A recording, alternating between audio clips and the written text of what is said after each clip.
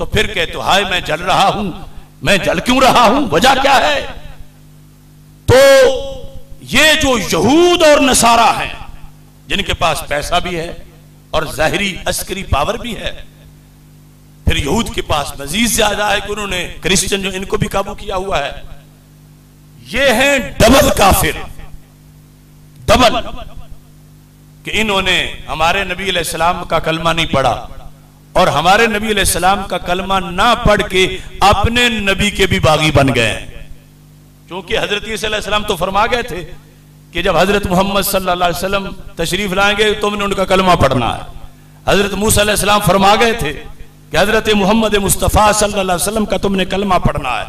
जिन्होंने पढ़ा, बुखारी में है, सरकार फरमाते हैं उनका डबल ईमान है, आमना बि नबी यही वामना बि मुहम्मदिन सल्लल्लाहु अलैहि वसल्लम। आपने नबी को भी माना था, फिर मुझे भी मान गया। और जिन्होंने नहीं पढ़ा वो डबल काफिर हैं। और उनकी सोहबत से, उनके साए से, उनके असरात से बचना इतना लाजिम है कि डबल काफिर से जितना बचना लाजिम है। लेकिन आज अनपढ़ बेखबर दीन से लोग उनके पास जाकर यारियां दोस्तियां बना के और उनकी बातें सुन सुन के और कुरान ना पढ़ के, दीन ना पढ़ के बेलाखिर अपना अंदर काला कर लेते हैं।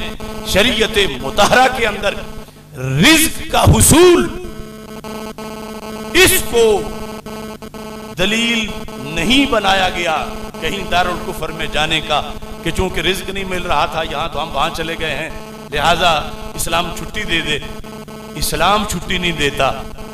सरकार दो आलम सल्लल्लाहु अलैहि वसल्लम का कलमा पढ़ा एक सहाबी ने, जिनका नाम हजरत जरीर रदी अल्लाह तआला अन्हु है। कलमा पढ़ा, सियासता में हदीस शरीफ है। पूछा मैंने क्या क्या करना है? सरकार ने फरमाया बैत करो, तुमने नमाज पढ़नी है, ये बैत हो रही है, तुमने रोजा रखना है।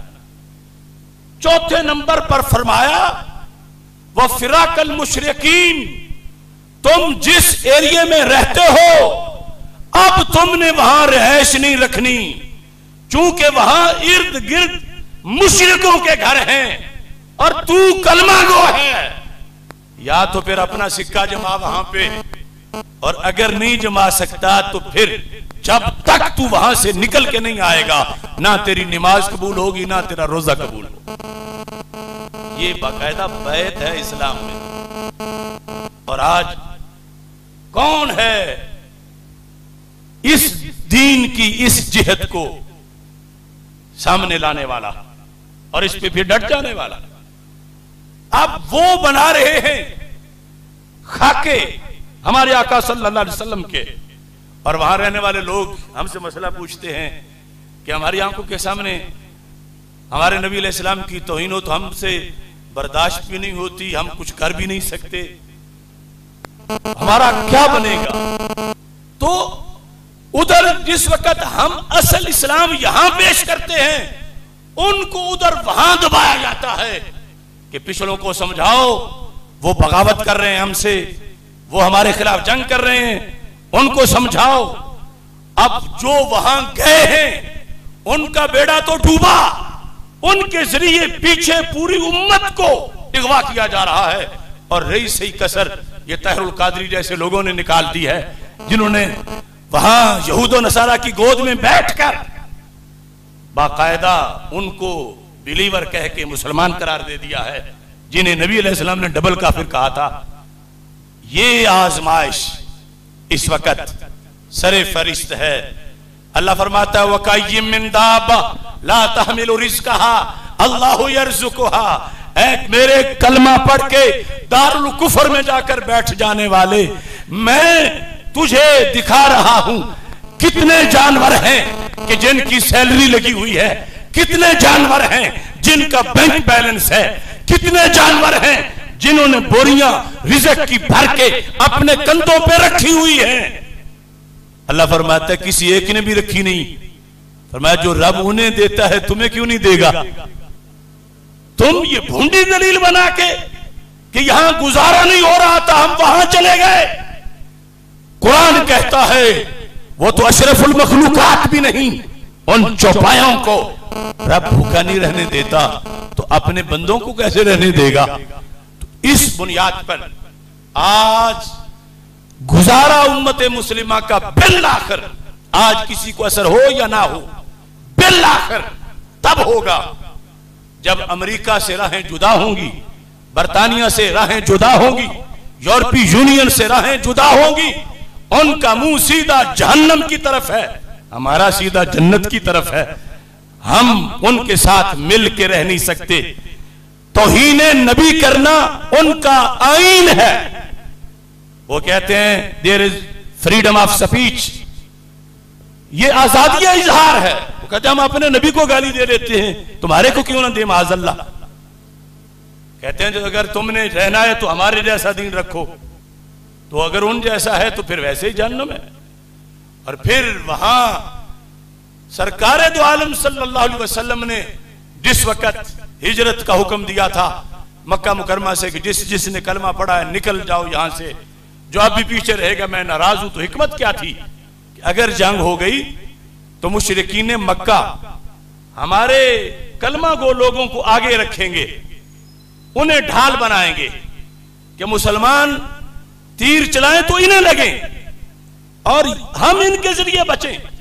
खाकम बदहन आज अगर वेस्ट अकड़ जाता है एलानिया तौर पर कि मैं तौहीन करूंगा, तुम रोकते हो तो रोक लो, और जंग काफिर और मुस्लिम की शुरू हो जाती है, तो लाखों लोग जो वहां बैठे हुए हैं वो उनको ढाल बनाएंगे कि पहले मुसलमानों इनको मारो।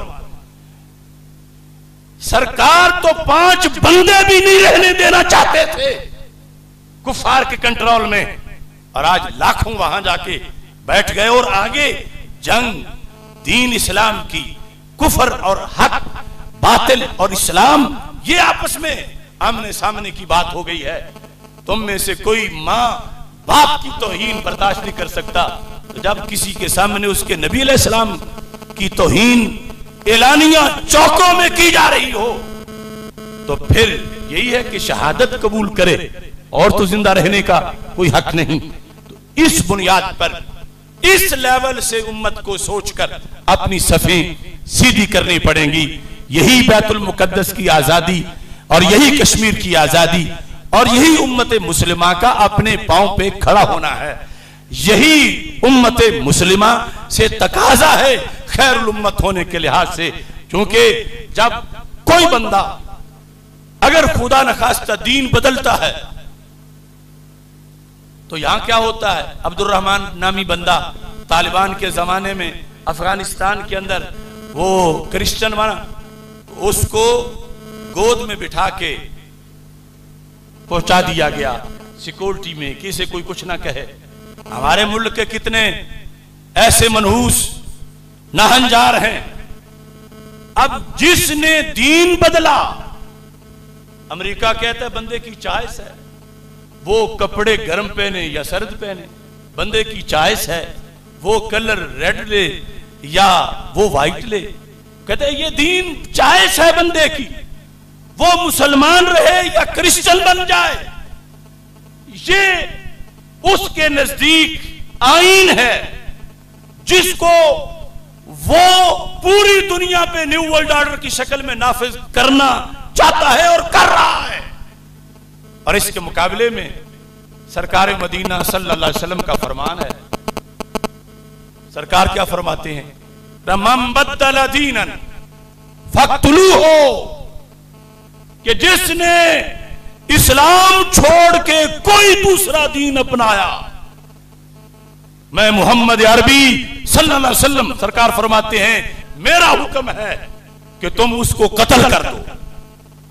यानी 3 दिन दिए जाएंगे कि तौबा करे, अगर उसने तौहीन नहीं की 3 दिन दिए जाएंगे और उसके बाद तो उसको कत्ल किया जाए। अब इस्लाम कहता है कत्ल किया जाए, अमेरिका कहता है उसे हीरो बनाया जाए। इस्लाम कहता है वो मुजरिम है, जमीन पे जिंदा रहने का हकदार नहीं। यहूद नसारा कहते हैं वो हीरो है, क्योंकि मजहबी आजादी है, जो मजहब बंदा रखे। अब बताओ ये आग पानी इकट्ठा कैसे रह सके? या दीन छोड़ना पड़ेगा या उन्हें छोड़ना पड़ेगा। इस बुनियाद पर पलटकर अपने दीन, मजहब, इस्लाम, इसके साथ वफा करने का अहद करें। अल्लाह ताला हम सब का हामी व नासिर हो। व आखिरु दावाया अनिल हम्दुलिल्लाहि रब्बिल आलमीन।